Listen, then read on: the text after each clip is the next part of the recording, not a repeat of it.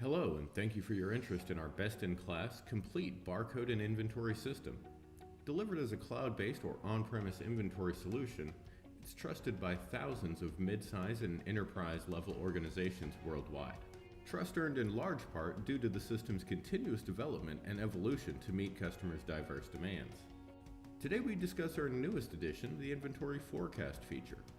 This inventory feature allows users to generate configurable reports for future demand based on historical inventory receiving or consumption data. In this release, users can forecast by choosing specific inventory items or all of their items.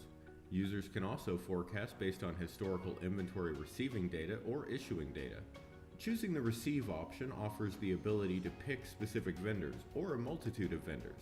And the same goes for issuing. Users can choose one consumer of their inventory or a multitude.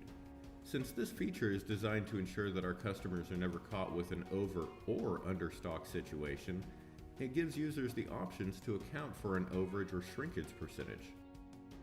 Lastly, this current release uses the average method to forecast.